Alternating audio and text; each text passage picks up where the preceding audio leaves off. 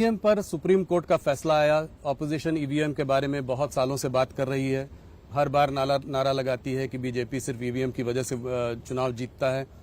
अब आप लोग वन नेशन वन इलेक्शन की बात कर रहे हैं, ये लोग ईवीएम की बात कर रहे हैं। देखिए, आप क्या ये कर पाएंगे वन नेशन वन इलेक्शन? मैं पहले एक बात स्पष्ट कर दूं जी।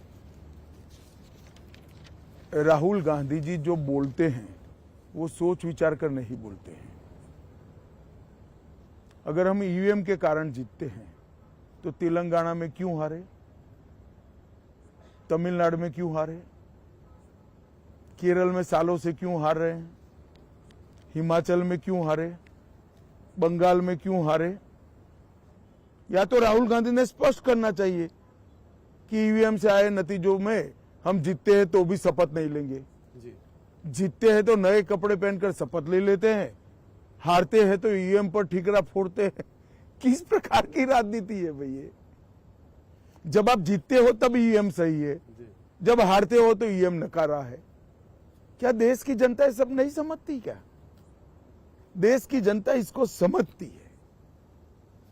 मगर मुझे तो आश्चर्य हो रहा है, इतनी बड़ी पार्टी अपने नेता के एडवाइजर क्यों नहीं बदलती है? मैं दूर से देखता हूं, मुझे आश्चर्य होता है।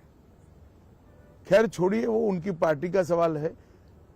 वन नेशन वन इलेक्शन हमारा संकल्प पत्र का मुद्दा है और हम उसको जमीन पर उतारने का पूरा प्रयास करेंगे। तो अगला चुनाव 2029 वन नेशन वन इलेक्शन होगा। देखिए, तो संसद को निर्णय करना है, परंतु भारतीय जनता पार्टी जरूर प्रयास करेगी और उसको जमीन पर उतारेगी।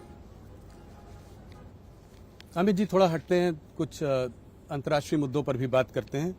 वॉशिंगटन पोस्ट पर एक आर्टिकल आया है, उसमें जो है उन्होंने कहा है कि रॉ, जो हमारी इंटेलिजेंस एजेंसी है, रॉ प्लॉट कर रही थी कुछ टेररिस्ट को यूएस में मारने का वहां पे, और उन्होंने कहा ये जो है ये डार्क साइड ऑफ मोदी सरकार है।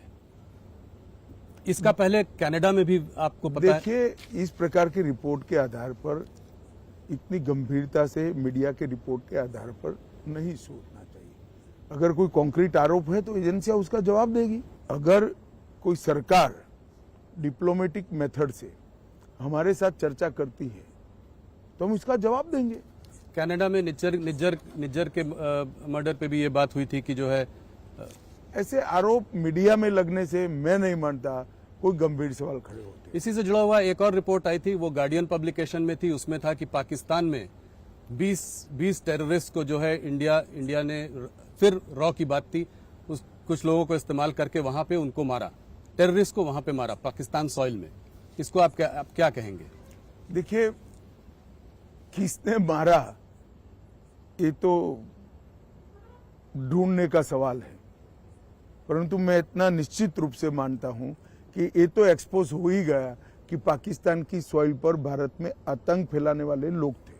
प्रधानमंत्री जी भी कह रहे हैं, आपके काफी वरिष्ठ नेता भी कह रहे हैं कि अब ये भारत वो भारत नहीं रहा जो कि खड़ा होकर साइड से तमाशा देखेगा। ये भारत वो है जो घर में घुस कर मारता है। इस पर आपका क्या विचार है? निश्चित रूप से सर्जिकल स्ट्राइक और एयर स्ट्राइक करने के बाद पूरी दुनिया समझ गई है कि भारत की सीमा और भारत की सेना इसके साथ छेड़खानी नहीं करते, वरना जवाब मिलता है। ये वेस्टर्न प्रेस में पिछले कुछ महीनों से तमाम आर्टिकल आ रहे हैं जो कि भारत में इलेक्टोरल ऑटोक्रेसी, तानाशाही, तमाम तरह की बातें करते हैं। इसको आप कैसे देखते हैं? क्या कोई इसमें, ये इलेक्शन के समय में ये जो बार बार पिछले 3-4 महीनों में आता है, इसमें कोई आप साजिश देखते हैं? या साजिश छोड़ दीजिए, मैं बड़े गौरव और विश्वास के साथ कह रहा हूं, हमारा लोकतंत्र, हमारी लोकतांत्रिक पद्धति और हमारा चुनाव, तीनों दुनिया में सबसे ज्यादा ट्रांसपेरेंट है, सबसे ज्यादा विश्वसनीय है। अमित जी, कश्मीर पर एक सवाल, क्या कश्मीर पे बीजेपी कश्मीर में चुनाव लड़ेगी?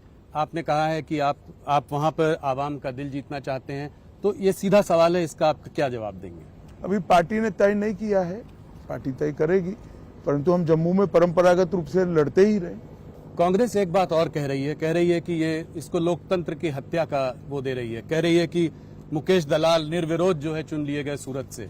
अभी इंदौर में भी ऐसा हुआ है। देखिए, इस देश में 37 लोग निर्विरोध चुने गए और उसमें से सबसे ज्यादा कांग्रेस के चुने गए।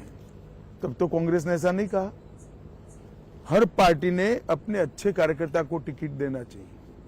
अब कांग्रेस पार्टी जबरदस्ती इनके कार्यकर्ताओं को टिकट देती है, कार्यकर्ता हार देखकर मैदान से भाग जाता है।